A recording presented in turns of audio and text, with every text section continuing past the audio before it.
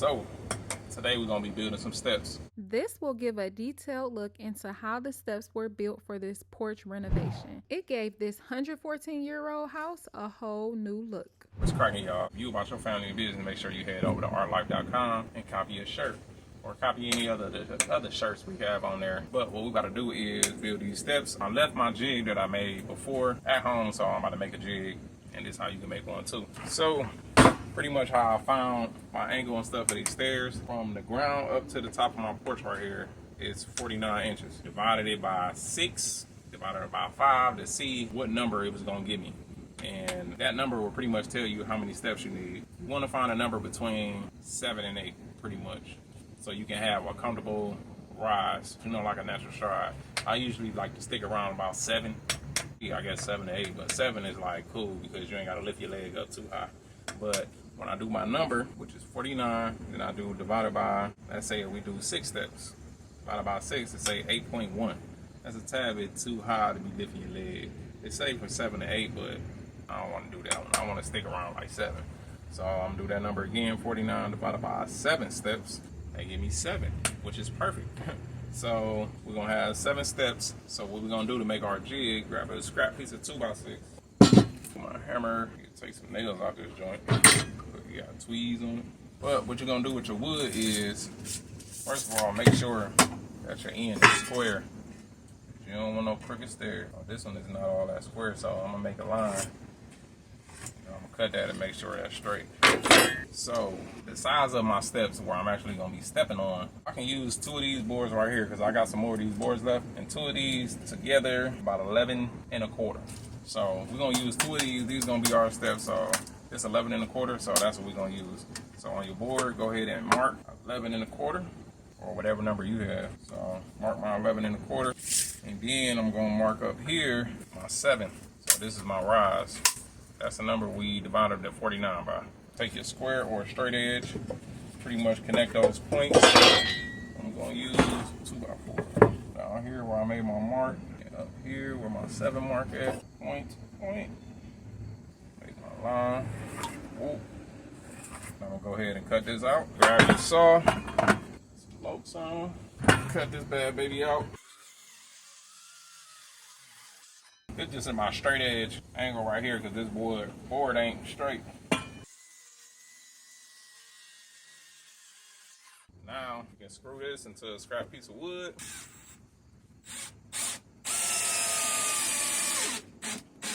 Bam, now we got a jig. So now I can go on my wood like so, and then get the mark of my stringers out. Bam, bam, and then go to the next one.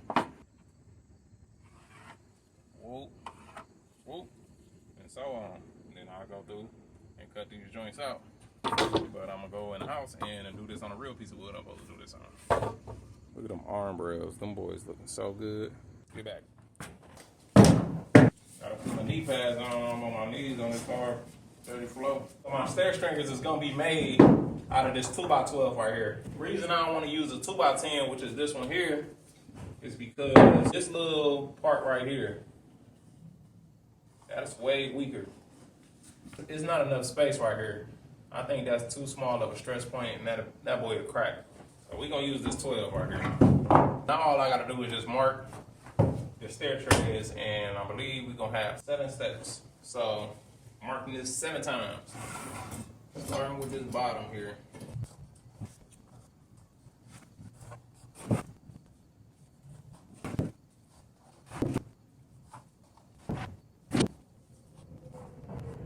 So I'm gonna count these out. 1, 2, 3, 4, 5, 6, 7. So I really only need an 8-foot board, 2x12 by 8. Now I'm gonna hold off. All right, so I'm about to slide and return this wood because it's all about saving money, not spending money, or wasting money actually. So I'm gonna return this 12, and then I'm gonna get 2 8-footers, and then we're gonna be Gucci. I'm gonna check the price difference too to see if it's gonna be worth me actually driving there. About 15 minutes away. So is it worth driving there? You let me know. The 8-foot board is $15.28. The size that I got here is $23.28.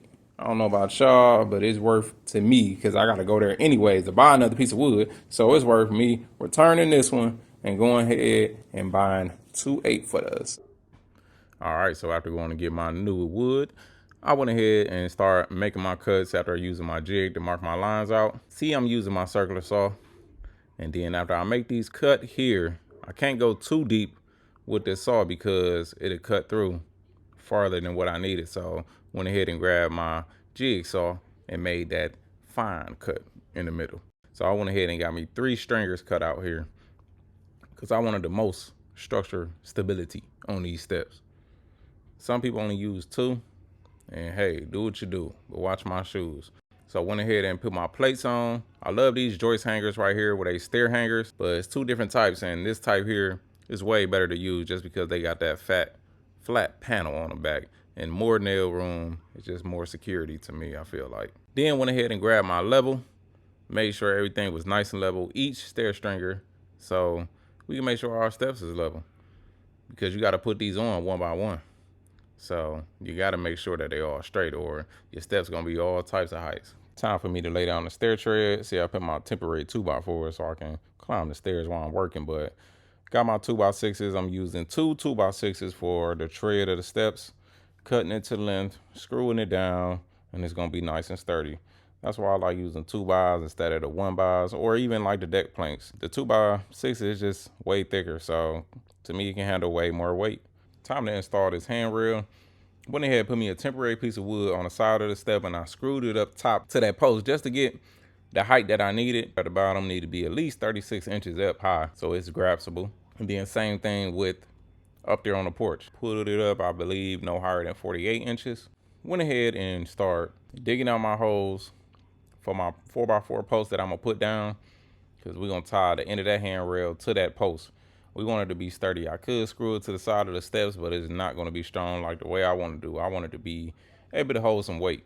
So for it to hold some weight, it's going to have to be in a 4x4 that's inside that ground. After doing that, went ahead and set my post, poured the concrete down there because you definitely got to have concrete to make sure it's sturdy. Filled to the top. I repurposed this 4x4 from a garage I tore down.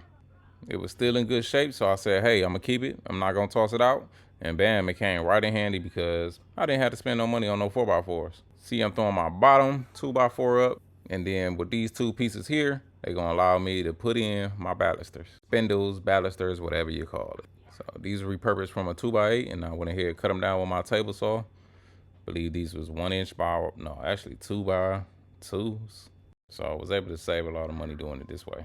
These spindles will usually be about $1 to $3 a piece, depending on which ones you get. Let me know what y'all think and what y'all would have did different. So we all finished up. Got my concrete all the way up. ARTT behind them rocks. Check out the previous video of this porch build.